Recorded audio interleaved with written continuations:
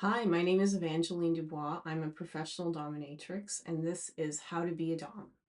How to Be a Dom was a concept I came up with back in 2011 after I'd been working professionally as a dominatrix for a few years. There was no book. There was no book when I started on how to do this amazing, wonderful, brilliant, crazy job of being a professional dominatrix. So I decided, since I'd already had a few years' experience, why not be the one? Why not be the one to write the book? So I came up with How to Be a Dom, the practical guide to becoming a professional dominatrix. And I wrote the book and I self published it because I'm a person who works primarily independently. I was not connected to any communities. So this book was only reviewed by one source, which is Skin 2, one of the oldest, perhaps the oldest fetish magazine in print, which was coming out of the UK. So today I want to tell you a little bit about myself and introduce my video series to you. If you are a person who's interested in becoming a pro dom, no matter what gender you are, you can watch this. If you're a person who's just fascinated by BDSM culture or the business or the figure of the dominatrix, this definitely is a series for you. So what I'll be doing is over a series of several series of videos sharing my experience, my teachings, my anecdotes, my ideas, memories, in hopes that you will take this information and make it your own somehow. Meaning, becoming a professional dominatrix, I did this for self-empowerment. I did this to take my life from a level and put it up here. And it did work for me, but it's a tricky business and it requires a lot of ingenuity, a lot of patience, and a lot of different jobs. So, what I wanted to do with this series is just talk openly about what it's like to work in this business and specifically what it's like to work in a business where you are contending with a lot of uncertainty. So, welcome. So, a little bit more about me, and then I'll talk to you about my book. I am a Canadian woman living in southwestern Ontario. The population here is growing right now, and therefore business is growing. However, because of the pandemic, things have obviously changed, and I took a few years off. Previous to the pandemic, I had been working on and off for at least 10 years. I was able to live off of my income, however tricky that was. And what I want to share with you is how you can go from starting with nothing like I did to sustaining a business that brings you either a small amount of cash to supplement your income or taking up levels until you are where you want to be financially. Presently, right now, where I live, there are no sustained DOMs like myself in southwestern Ontario. It takes a lot of work and creativity to be able to sustain a business, but it also takes a population of paying customers who understand what is involved in this business. So, what it takes to be a professional Dom, it takes somebody who can be comfortable in their own skin or fake it. It takes somebody who has confidence. It takes somebody who can do several types of different jobs. You will have to be good at administration. You will have to either have help because somebody may have to help you with online stuff or Bitcoin. I'll get into that later. You will have to be good at either performing or truly being yourself as a Dom. You will have to be someone who's comfortable with leadership. You will have to be someone who's comfortable with dealing with somebody in a vulnerable position. You will have to be someone who can deal with sustaining secrecy around what you're doing to degrees. You will be somebody who will be charged with the vulnerability of your client physically, emotionally, mentally, for the duration that you're dealing with your client. So, as you can see, there is a lot of skill that goes into this job. You will also have to make decisions on the spot. You will also have to make rules. So, if these are things that sound like you, then this is the job for you.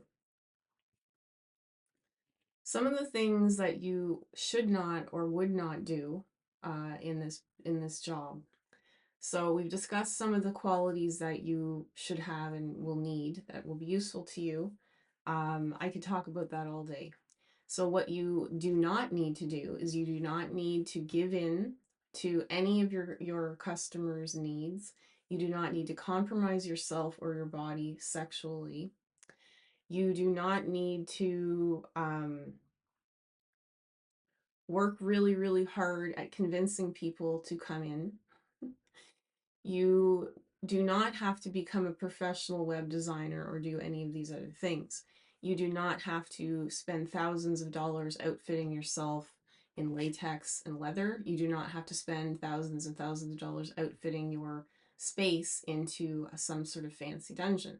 Of course, all of these things are great if you can do them, but they're not necessary. Matter of fact, I'd like to tell you guys about the day that I decided to become a professional dominatrix. I was visiting a friend who I hadn't seen in about 15 years, and she had become, I would go as far to say maybe a well-off call girl. She was very flashy, she was beautiful, she dressed beautifully, and she'd been doing that job since I had lost touch with her in the past. So I was fascinated by her and what she did. Um, and I spent lots of time with her, and I'm so grateful for that. One day we were at her house. She had a gorgeous apartment downtown, and she told me we were watching a show about professional domination. And I said, you know, I've always thought I could do that. And I had just finished a 6-month training program in theater. My background is in art, all of my education and my work experiences in various art fields and performance. So I had just spent 6 months performing different characters. And I saw the show with my friend and I said, you know, I think I could do that. And she said, you could. And I was like, what?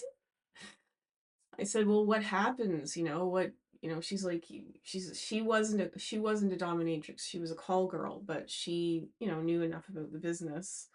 And she said, all you really need are some, you know, black stay-ups or fishnet stockings, red lipstick, and a wooden spoon. And, you know, she wasn't making it up. So basically I did start the business. I did start to go into it after that. And I researched as much as I could online.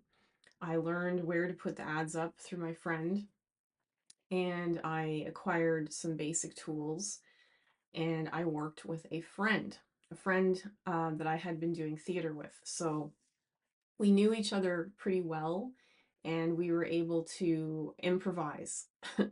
However, when you first start out, you're going, especially because I knew nothing about BDSM. BDSM was not my background. I was not a person interested in it. I didn't like the aesthetics. I wasn't interested in gothic stuff or industrial music or any of these things that you think are associated with the BDSM aesthetic or lifestyle.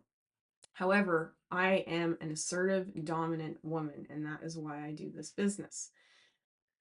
Like many other women working in the employment field, there's a lot of inequality. And I decided years ago when I started this business that even though I had an education, a university education and professional experience in the film industry, I could not sustain a job. And I don't like to work. I don't like to work for other people. I'm a person with sensitivity. I have some health issues, so I wanted to be my own boss. And when I was 16 years old, I had a business, and becoming a Dom in my 30s was only natural for me. So I had already had a small business when I was younger that I sustained for 3 years. I went to university, I worked in the film industry in Toronto, Ontario, and then I decided I am not going to be a slave for anybody or anything. I'm going to work for me. One of the other reasons I started this business was because I felt that inherently there is exploitation in any sort of job where there's visibility. Being a woman, still today in 2024, I'm still finding there's inequality in the world. and I am not going to pander to anyone's agenda. So I decided that I was going to work for myself, which works quite well for me. When I was working in service jobs or retail or anything like that, I found that I didn't like to be looked at by people. I wasn't getting paid enough. So I decided if people are going to encounter me in the real world and find me attractive and look at me in any job capacity, I better be compensated properly. So um, I don't mean to sound conceited, but when you're attractive, people stare at you and you're not getting anything out of it. So this was part of my rationalization for this business is I was like, this works for me.